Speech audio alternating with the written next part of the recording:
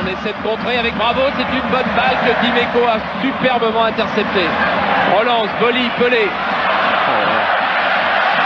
Durand, oh là là, c'est un récital. Salut à tous les amis. On se retrouve pour un Topo Mercato, le Topo Mercato numéro 9. Mais avant de commencer le Topo Mercato, je tenais à vous annoncer que le live de samedi à 14 h est toujours maintenu. Donc à 14 h, je ferai monter des personnes pour débattre du match, débriefer le match France-Allemagne pendant un petit moment. Et puis après, dès que nous aurons les compos de France-Hongrie, on débattra de la compo. On analysera ça et avant le match, je ferai descendre toutes les personnes. J'en garderai un avec moi qui commentera le match avec moi. On se mettra synchro pour pas que ça soit le bordel et on commentera le match à deux. Après le match, je referai monter des personnes et on pourra débattre, débriefer directement après le match à chaud. Voilà, c'est pour l'Euro, juste l'équipe de France. Sinon, je ferai un autre live dès demain soir, je pense, si tout va bien, à 23 h. Comme d'habitude, toujours le même horaire, 23 h, je compte faire un petit live. Allez, un petit live freestyle, mais plus sur le Mercato. On va essayer de rester que sur le Mercato OM, avec toutes les dernières infos qu'il y a, et je vais vous en donner quelques-unes maintenant. Je vous laisse un petit jeu encore. Allez, je vous le laisse maintenant. Un nouveau joueur flouté. Dites-moi qui c'est. Je donne pas d'indice cette fois, hein. Je le donnerai à la prochaine vidéo. Allez, maintenant c'est parti pour le Topo Mercato. Et avant ça, pensez à vous abonner, mettez des likes et activez la cloche. On est à 72 du millième abonné. Il reste 10 jours avant mon anniversaire, ça ferait 7 par jour les gars. Allez, c'est encore un petit effort et on va y arriver. Maintenant, passons au Topo Mercato numéro 9. Allez, c'est parti. Selon les informations de la Roja Rojiblanca, l'OM suivrait de près Manu Garcia, 23 ans, évoluant en deuxième division espagnole, milieu offensif, petit 1,69 m, qui évoluait avant à Toulouse. Je ne sais pas si vous vous souvenez, c'était un ancien Citizen qui est passé par Manchester City. Il disposerait d'une clause dans son contrat qui lui permettrait d'être prêté cette saison au club de son choix. Cette clause, elle expirera par contre au 15 juillet. À voir si c'est intéressant pour l'OM de se faire prêter encore un jeune. Et vous, ça vous intéresse?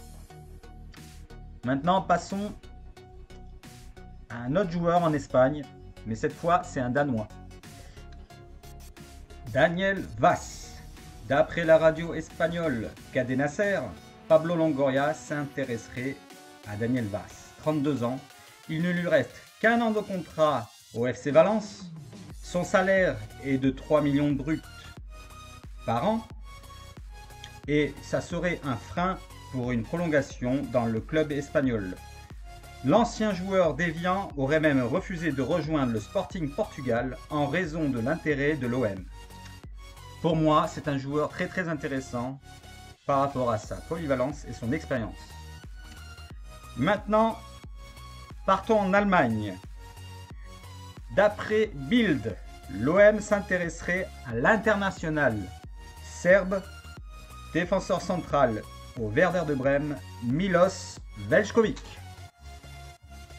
25 ans, 1,88 m, bonne carcasse, lui restant qu'un an de contrat et le club étant relégué, l'indemnité demandée pourrait être abordable.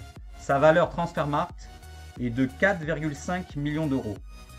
Intéressant ou pas? Concernant Bouba Kamara, le Milan AC serait toujours à fond dessus et d'après le journaliste Pedro Almeida, le club lombard pourrait revenir à la charge dans les prochains jours en proposant un échange Kamara contre Leao, étant donné que Longoria aurait un intérêt réciproque pour l'attaquant Rossoneri.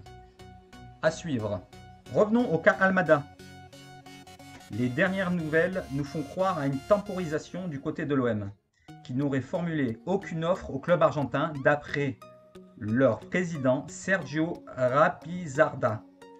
Les premiers contacts oraux ont bien été établis et maintenant reste à savoir si vraiment beaucoup de clubs différents s'intéressent aux jeunes prodiges argentins afin de savoir si le coût peut baisser. Donc c'est de la négo, quoi. À suivre. Passons au poste de gardien de but. D'après Romain Canuti du Phocéen, l'OM serait intéressé par André Onana, gardien de l'Ajax, qui est suspendu jusqu'en novembre pour dopage.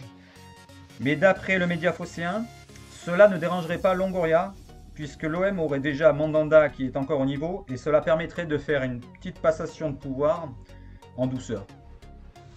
Moi je suis d'accord avec ça. Passons à Paul Lirola. Paul Lirola, selon la presse italienne, la Nazione, les dirigeants de la Fio réclameraient désormais 15 millions d'euros pour le latéral droit espagnol. Mais d'un autre côté, on apprend également, d'après Sky Italia, que Gennaro Gattuso, l'entraîneur de la Fiorentina, serait déjà en train de quitter le club italien. Il souhaiterait partir, où ça? Eh ben en Angleterre. Le club londonien Tottenham serait très intéressé de l'embaucher. Moi j'espère que cette nouvelle permettra d'accélérer les négociations pour le transfert de Lirola. Qu'est-ce que vous en pensez? Revenons à Giovanni Simeone. D'après les informations d'El Transigente, média argentin, l'OM serait bien en train de négocier pour l'attaquant de Cagliari. Selon plusieurs sources en Italie, le coût du transfert pourrait coûter 15 millions d'euros et le média argentin nous rappelle que 5% de la somme totale reviendra à River Plate, son club formateur. Maintenant, à voir si toutes ces rumeurs sont vraiment réelles. Voilà, c'était un petit topo mercato. On se retrouve demain pour le live. J'espère que vous m'avez bien entendu pour cette vidéo. Désolé pour la précédente, le micro a bugué et j'ai pas pu la refaire. Je vous ai mis les informations sur la précédente vidéo dans la description. Dites-moi en commentaire si cette vidéo vous a plu. N'oubliez pas les pouces les gars et de vous abonner. Je vous souhaite une excellente soirée, une excellente journée pour ceux qui regardent. À bientôt.